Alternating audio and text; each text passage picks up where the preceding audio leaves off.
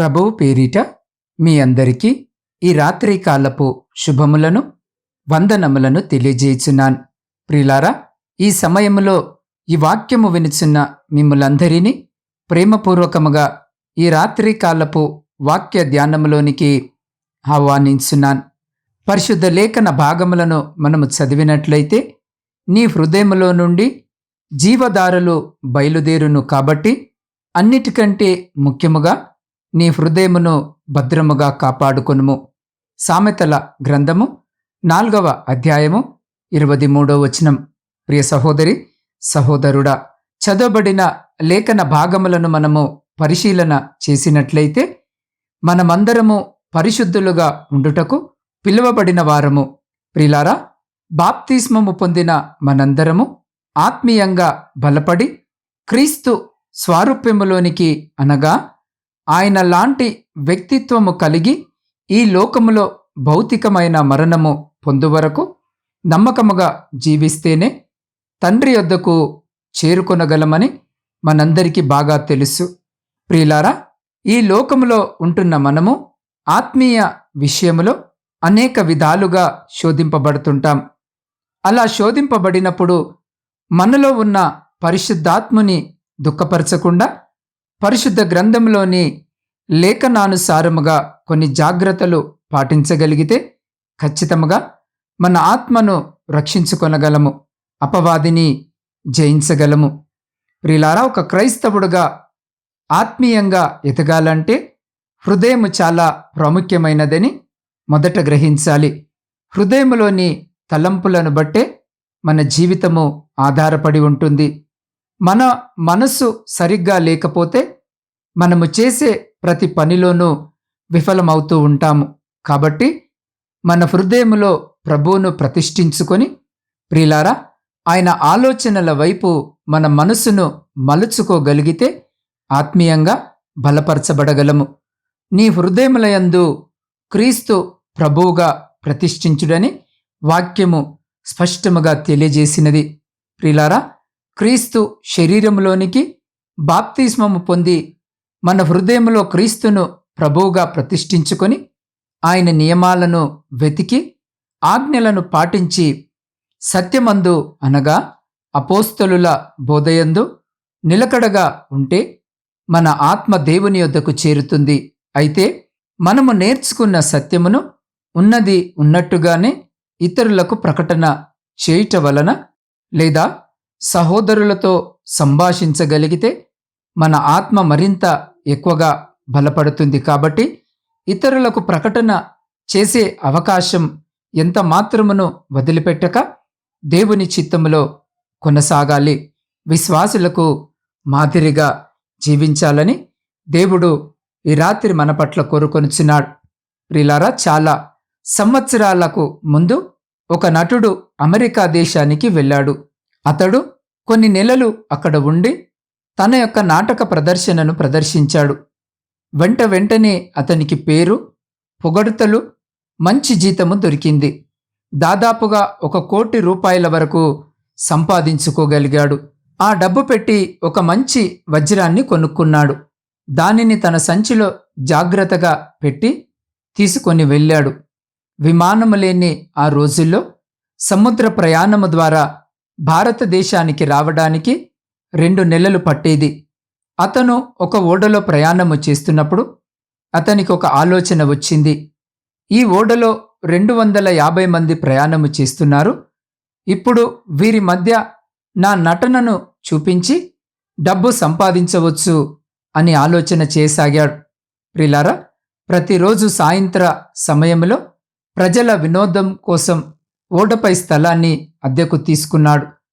వారితో, నేను మీ దగ్గర నా నటన ప్రదర్శనను చూపించబోతున్నాను అని చెప్పి తన దగ్గర ఉన్న వజ్రాన్ని తన చేతిలోనికి తీసుకున్నాడు.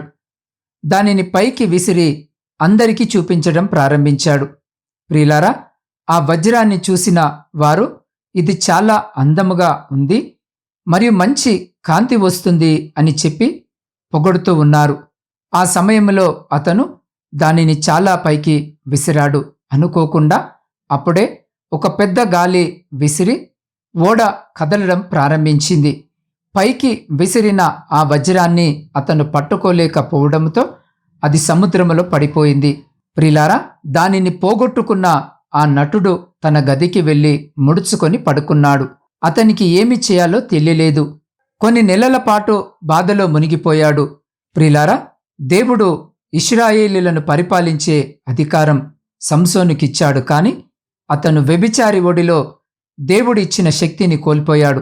పరిశుద్ధ గ్రంథము సెలవిచ్చిన ప్రకారము ఫిలిస్తీయులు అతనిని పట్టుకొని అతని కన్నులు ఊడదీసి అతనిని గాజాకు తీసుకువెళ్లి ఇత్తడి సంకెళ్ల చేత బంధించారు.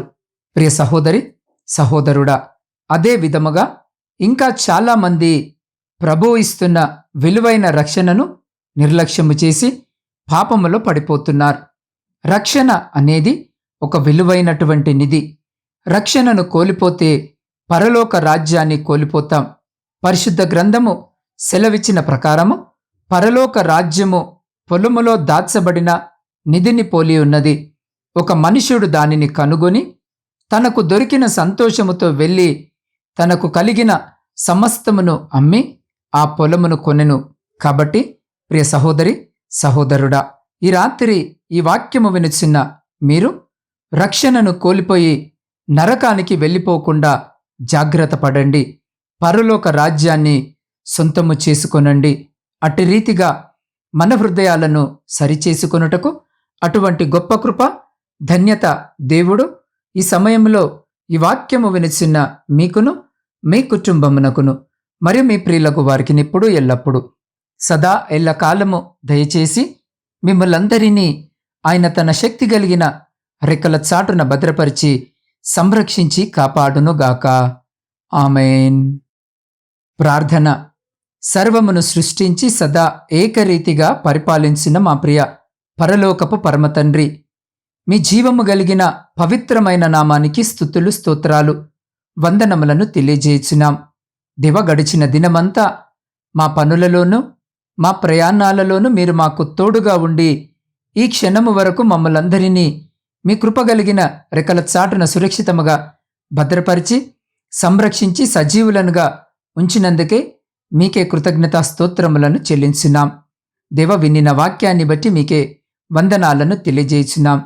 అయా, వాక్యానుసారమైన జీవితాన్ని జీవిస్తూ మా హృదయాన్ని, మా రక్షణను కాపాడుకునే వారిగా ఉండుటకు మాకు శక్తిని, బలమును దయచేయమని వేడుకొనుచున్నాం.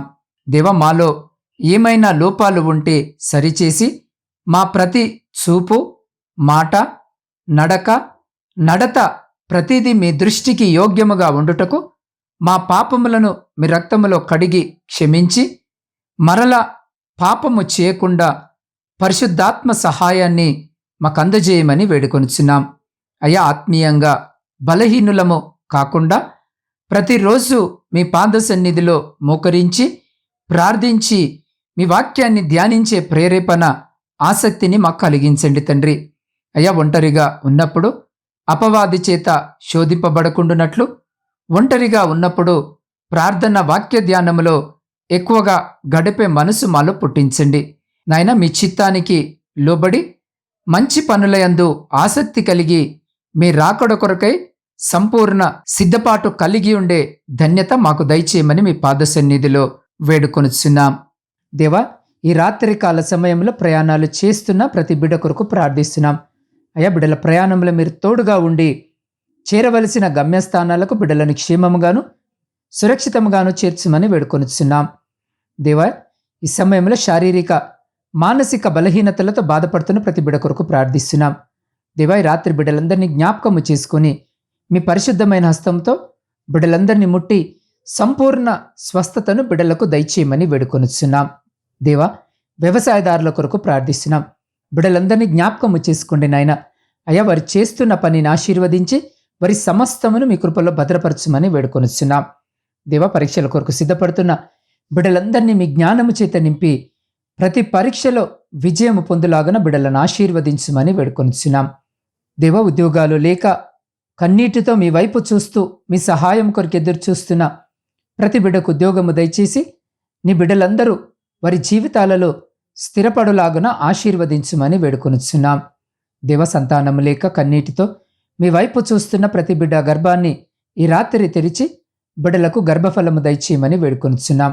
అయా, ఆర్థిక సమస్యలు, అప్పుల భారముతో కృంగిన స్థితిలో మీ వైపు చూస్తున్న ప్రతి బిడ్డ జీవితంలో నుండి ప్రతి ఆర్థిక లేమిని కొట్టివేయమని వేడుకొనిచున్నాం.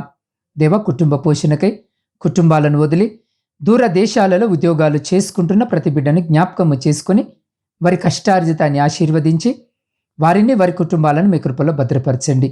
అయ్యా, సైన్యంలో ఉండి దేశాన్ని కాపాడుతున్న ప్రతి సైనికుని చుట్టూ మీ కంచె వేసి ప్రతి అపాయం నుంచి మీరు బిడ్డల్ని కాపాడి వారిని, వారి కుటుంబాలను మీ బలమైన రెక్కల చాటున భద్రపరచమని వేడుకొనిచున్నాం. దేవ, వృద్ధుల కొరకును, వితంతుల కొరకును, శ్రమలను అనుభవించిన ప్రతి బిడ్డ కొరకు ప్రార్థిస్తున్నాం.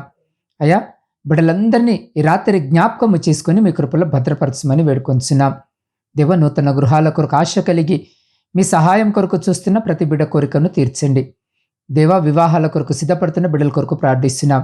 వివాహాలు జరగక కన్నీటితో మీ సహాయం కొరకు చూస్తున్న ప్రతి బిడ్డ కూడా కావలసిన సహాయము దయచేసి బిడ్డలను మీ కృపలో భద్రపరచండి. దేవ, మీ సేవకులను, సేవకురాండ్రను, వారి కుటుంబాలను, వారి పరిచర్య అంతటిని దీవించి ఆశీర్వదించి బలపరచుమని వేడుకొనిచున్నాం. దేవ, ఈ గాఢాంధకారమైన చీకటిలో మేము నిద్రించుండగా మా గృహాల చుట్టూను, మా ఆత్మీయుల గృహాల చుట్టూను, మా ఇరుగు పొరుగు వారి గృహాల చుట్టూను మీ కంచె వేసి ప్రతి బిడ్డను మీ దేవదూతల రెక్కల చాటున భద్రపరిచి ప్రతి అంధకార శక్తుల నుంచి మీరే సంరక్షించి కాపాడి మీ చిత్తమైతే, మీరు అక్కడ ఆలస్యమైతే ఎన్నికలేని మమ్మల్ని మరొక శ్రేష్టమైన నూతన దినములోనికి ప్రవేశింపజేయమని మా రక్షకుడును మీ ప్రియకుమారుడైన యేసు క్రీస్తు జీవము కలిగిన నామమున ప్రార్థించి అడిగి పొందుకొని ఉన్నాము తండ్రి. ఆమేన్.